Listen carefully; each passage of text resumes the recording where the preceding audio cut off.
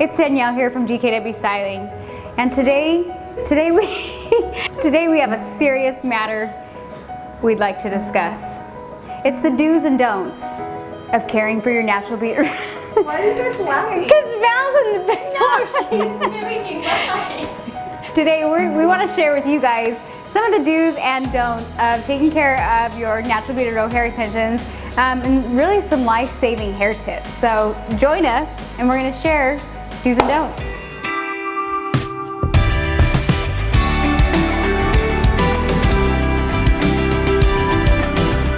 So one of the important things with caring for your hair extensions is using the right products and shampoos.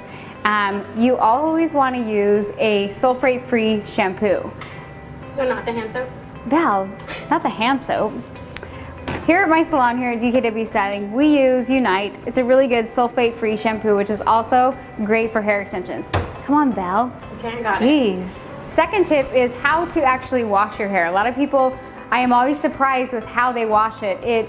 You don't want to get your hair in a big ball. You don't want to wash your hair like a 5-year-old, I guess you could say. Make sure that when you are washing your hair, that you take the shampoo and you wash down. This will just make it easier for you to comb out when you're done.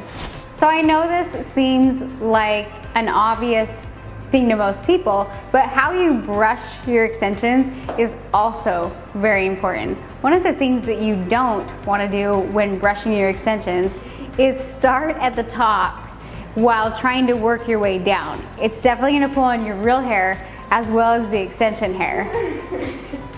How you do want to brush your extensions is start at the ends and work your way up. But first, the first thing you want to do is use a good leave-in product. Two of the ones that I have at my salon is the 12 Benefits.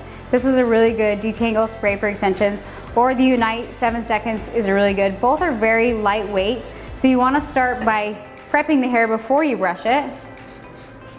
And then you're going to start by at the ends of the hair and actually work your way up.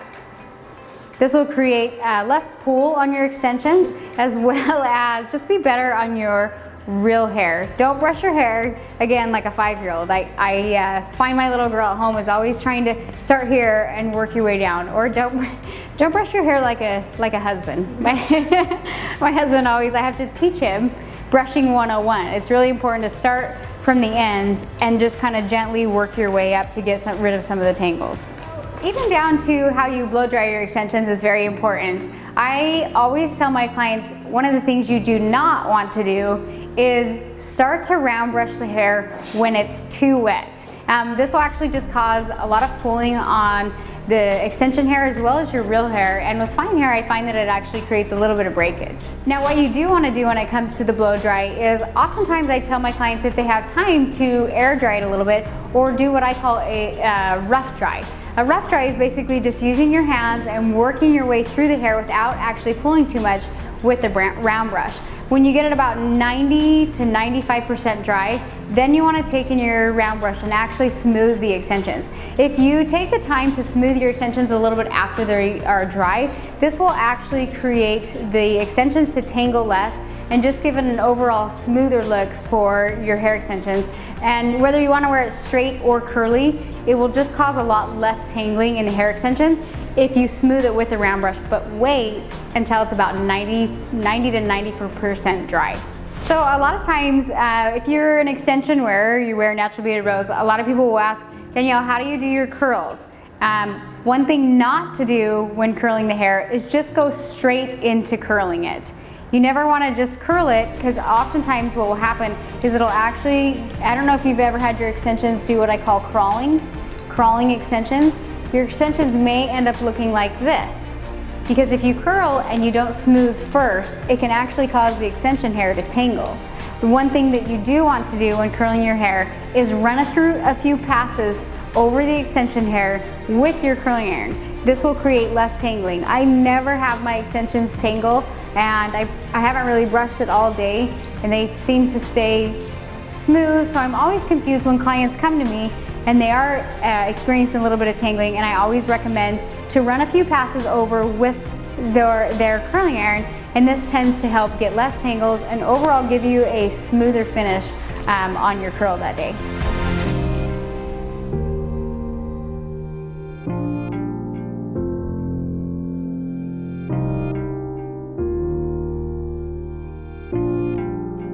Okay guys, so that kind of wraps up our Tuesday tips of the week. I hope you guys found some value in our top 5 tips on how to care for your extensions. We're gonna go over with you guys really quick what they are. Val, tip number 1 was? Sulfate-free shampoo. Sulfate-free shampoo. Not hand soap. Not hand soap or any other soaps. When I first met my husband, he was washing his hair with Dove, but not Dove shampoo, Dove bar soap. Oh, that's classy. It's classy, it's classy. I like it. I really fell for him at that point. So use good products, use a sulfate-free shampoo. That's usually the best for whether you have hair extensions or you don't, but definitely prolongs the hair extension hair, I feel like. Tip number 2 was don't wash your hair like a 5-year-old. Shampoo down.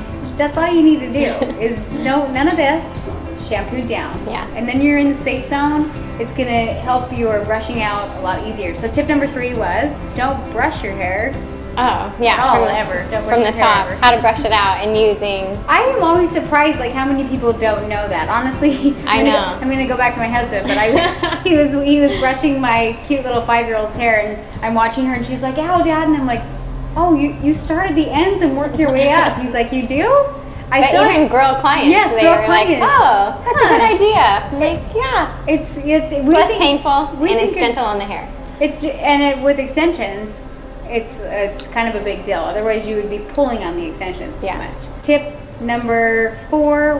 And you also want to use a leave-in detangler spray. That's like a must with extensions. So you think?